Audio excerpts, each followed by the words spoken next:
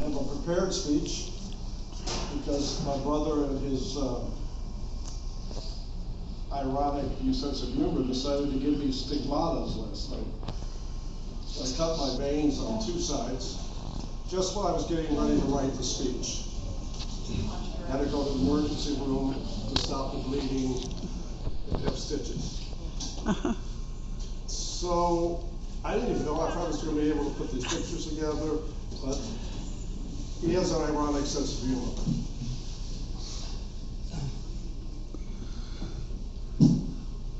I'm going to start with something my sister talked about, which is a play called The Closet. He wrote it when he was 19 years old. I was 12 years old. It has two characters. Don't worry, I'm not going to read you the whole play. There's just a couple lines. So it takes place in a closet, as you were saying. There's three doors, two characters.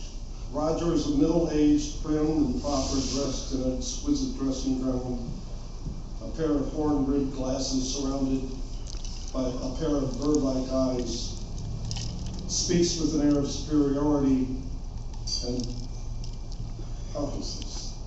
Max is a bit younger than Roger, unshaven, dressed in shabby black, displays an attitude of ironical amusement and rural weariness. What might be called an educated bum. Later, Christopher, beside being known as Christopher, he was born Bill Beck, and this was friend of Bill Beck, also took on the name of Max, which he had no one. So the first four lines of this is,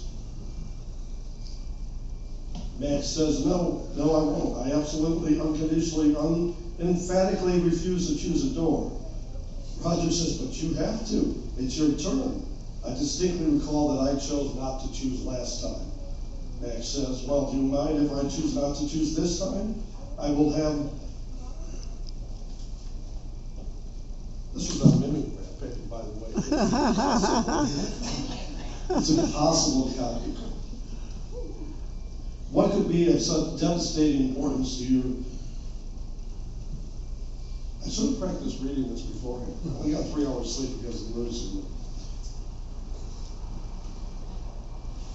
What could be of such devastating importance to your excellence? Roger said, why would you do that for me? Max says, no, to you. I would because I saved my time for such things as religious meditation. Funny thing about that is he wrote that he was 19, it was his first play. But the essence of who he would be as a writer and a creator was in that play. He was the Max, he was the intellectual, he was the questioner. His plays generally had 2 or 3 people having discussions with one of them thinking they knew everything and the other one tripping them up all the way along. Christopher got me to memorize Shakespeare when I was 11 years old, which caused some problems with the bullies in my grammar school. When they found out that I could recite King Lear, they would make me stand out on the playground and recite King Lear as I all by night. Dogs bark at me. So I was 7 years old, but I followed in his footsteps to a certain extent through the early 60s. In 1968, there's the Democratic Convention. He had all the hippies come stay at our house when our mother was in the hospital for some operation. Later, when he went to St. Joseph High School, I was there, part of his theater troupe, part of his exercises, part of his plays, and so on.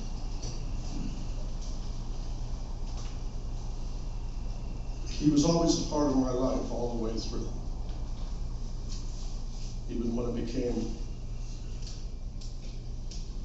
difficult.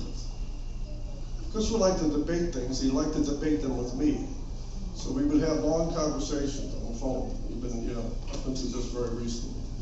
And he was incredibly intelligent. He had a mind like a trap. He knew every movie, every actor, every director, every director that didn't get the part, why they didn't get the directing part, who they chose instead, why they chose instead, who almost got the part, who the producers were, and did you know who else they produced? And they were going to do this movie, and he would go on and on. We were both Star Trek fans. Originally, when I was 11 years old, he told me, this thing called Dark Star in 1969 that came out. That went on for 20 minutes of all instrumental. He played that on repeat. Now, on repeat on a record player means the record falls on the turntable, the needle comes over, sets itself down, it plays, it lifts itself up, it moves back, and starts again. So when I was 13, I had the worst argument with him about not playing that Grateful Dead music anymore. So he said, well, you have to see them in person. So I did. In 1970, 15 years old, and tonight, 58 years later, is the last performance of Dead & Company, which is the last and most recent iteration of the continuation of the original members of the band. So he would both give me a stigmata and have his memorial service on the last day of the Grateful Dead playing those shows. Star Trek. That's the other thing. Huge Star Trek fan. So we talked incessantly about what the next episodes were coming out. Whether you go all the way back to Next Generation, every little detail during the 80s and the 90s of the first series. But even now, watching the Picard series, one of the last things he said to me, he was so well before he started having some serious difficulties. And he only had serious difficulties physically in the last 6 weeks of his life. He had 2 bouts of COVID. And he had long COVID, and the second one really put him under. It got worse. His breathing got worse. But you talk to him on the phone, and he's like, I can't wait for the next season of Strange New Worlds to come out.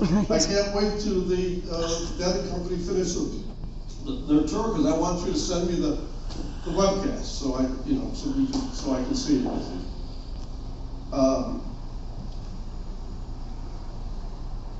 Part of me, I knew that he was dying. I knew he was dying before anybody felt it. He was unreachable for a couple of days, and he wasn't watching his television. I already sent him a goodbye message. By sending that message, a part of me goes with you. And he could be a pain in the ass. And he could argue the most abstract, metaphysical, hypothetical ideas into the ground. Multiple universes, unfair gods, why did God create cockroaches, just stuff, ridiculous stuff like that. And on the other hand, he would tell me when I fell down and cut my head up and to go to the hospital to go get help, or when Nate was, we had pneumonia. He cared most deeply about his children and his grandchildren, and cared for their well-being. Try to tell him to do something. You just never knew when you were going to get a phone call. And I got a lot. I talked to him 2 hours at a time, 3-4 times a week. I just never knew whether I got that phone call, whether that's going to be a good phone call or that was going to be one that keeps me up all night banging my head against the wall. And having to get my therapist to move their appointment up. Because I need the therapist was trying to help me keep boundaries, But here's the other side of that story. There's always 2 sides of the story. The other side of the story is, he's the only person I talk to. My wife passed away. I live alone. I could call him at 2 o'clock in the morning. I could call him because I had a toothache. I could call him because I was mad at somebody overcharged me, or I was on the phone for an hour with somebody, or somebody in the family said something to me that rubbed me the wrong way, or if you want to be mad at somebody, he was the one to call. He'd be, right with you. He had multiple sides. He didn't fit into any one box. He could be the kindest, most generous listener. For instance, long after the rest of the world had heard my very last story that they would ever want to hear about the passage of my wife Jill and my grieving over it, he was willing to listen to it for hours. I had a dream about Jill tonight, 6 years later, you know. He would be willing to listen to it all the way through. Sometimes I had to ask him, I said, "Are you there?" "Yeah, I'm here, I'm just listening." He was an excellent listener.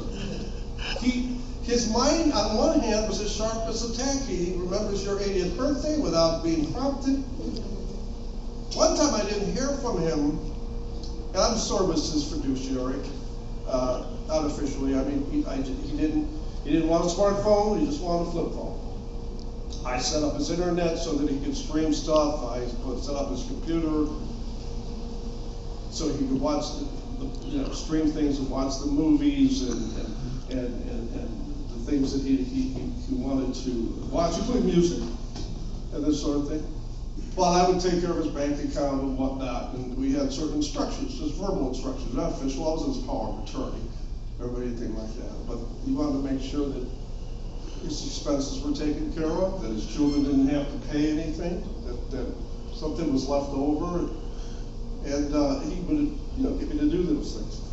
So one day, 36 hours went by, I could see his internet because I had the smartphone. I put it in the internet, so I could see whether he had turned his television on. So he hadn't turned his television on, he wasn't moving, and he wasn't responding to phone calls. He's got 2 phones. So I rang the other phone, and I sent text messages.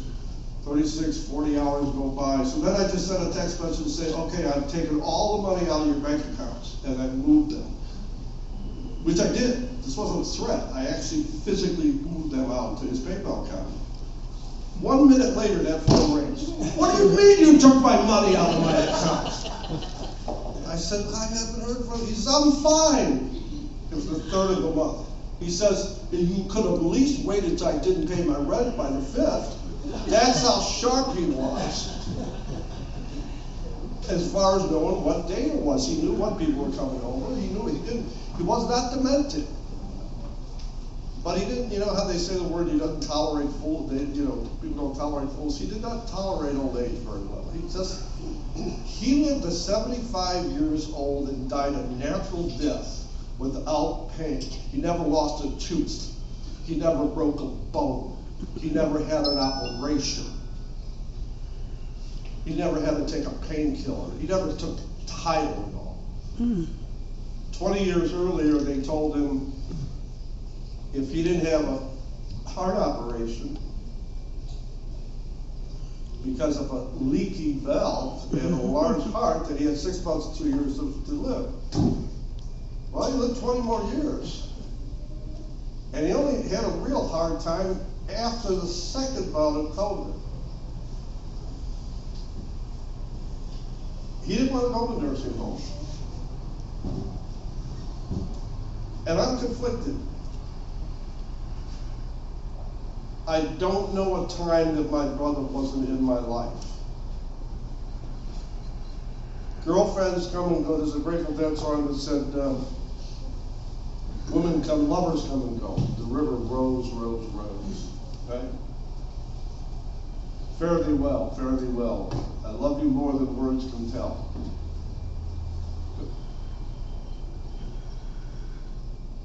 So as much as the crazy part of my brother toward the end, and his insistence on, not seeking some medical help or taking advice and so forth, I said to a friend of mine once, I said, "Christopher, if you don't get help with your breathing, your heart problems are getting worse. If you don't get help, they're going to find you in your apartment dead."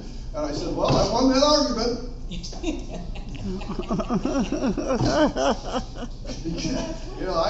I got the last word. But it's not as much of a tragedy as you think.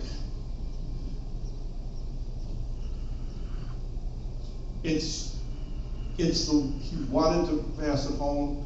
He wanted to live life the way he lived it. The universe was kind to him. I mean, he kept falling down in ways that it wasn't a drug addict. He didn't have my problems, but he had problems of other problems.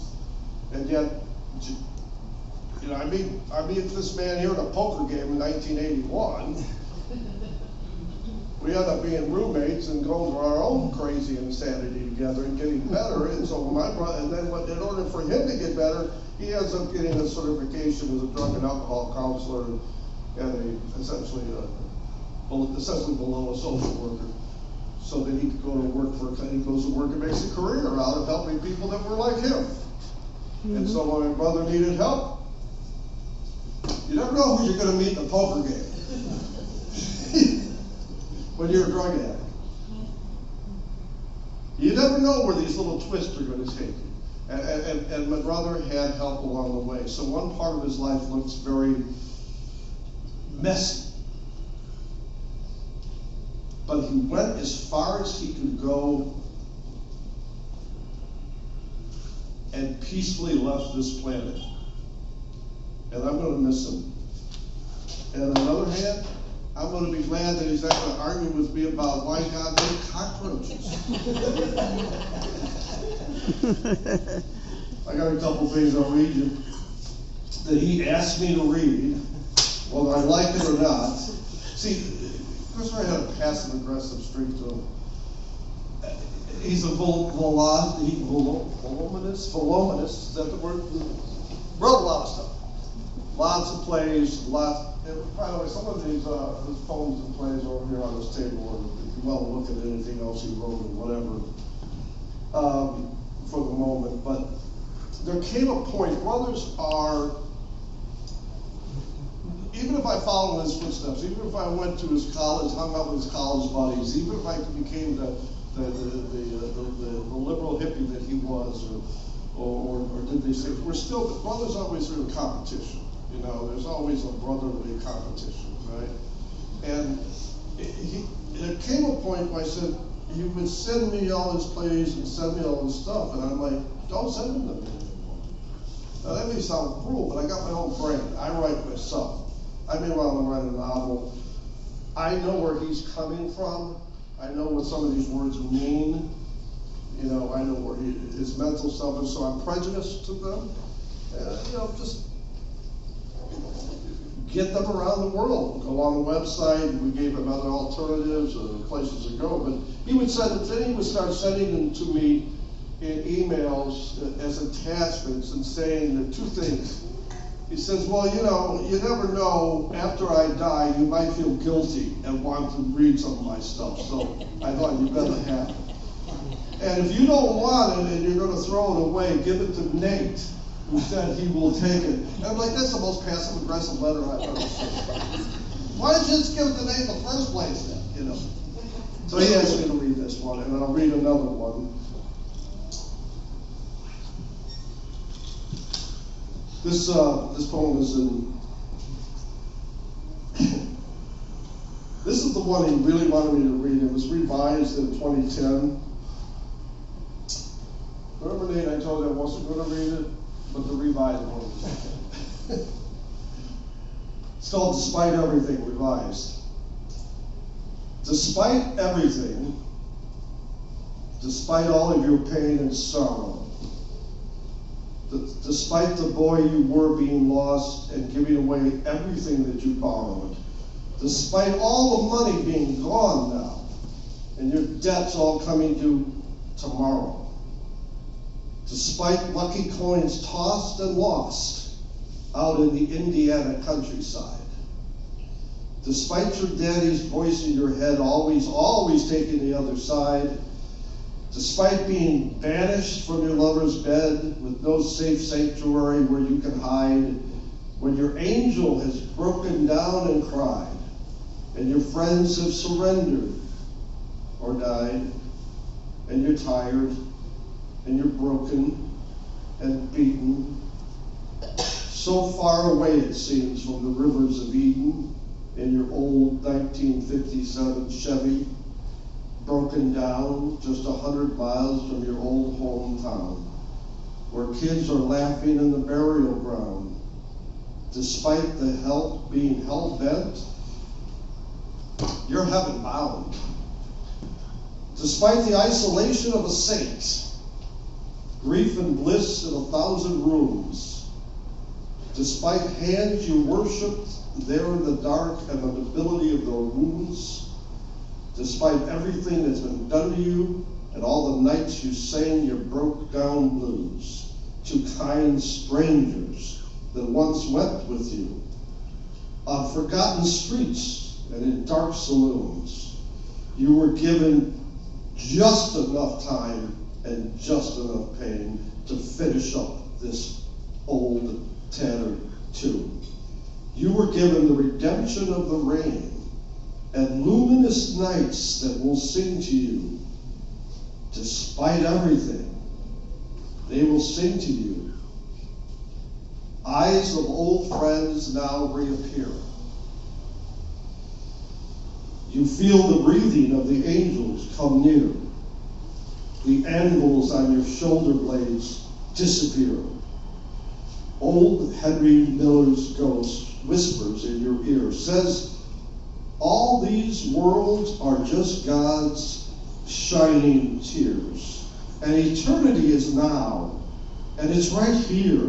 So go ahead, my friend, have another beer. You may be crazy, but you ain't that weird. Why curse the cards that the dealer is dealing? When the winter storm caves in your ceiling, the beauty of the night skies will leave you reeling. Now, no one can ever take away this feeling.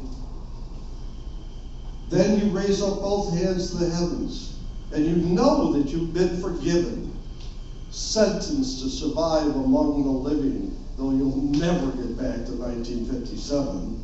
1957, just a weary wayfarer on the run. You're still alive, even if your song is never sung. You'll survive the dreams of the young, because feeling pain is better than feeling numb. And the dead are still dancing in the sun for a great victory that may never be won. For a grand kingdom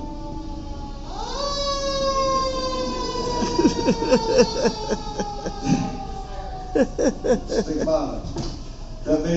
For a grand kingdom that may never come, still something endless has begun. Something endless has begun. Despite everything, despite the broken vows and the lost ring, despite the dying kids and the fallen king, despite this darkness and all of your suffering, despite these damaged throats and shattered wings, despite everything, you've got to get up and sing. You've got to get up and sing.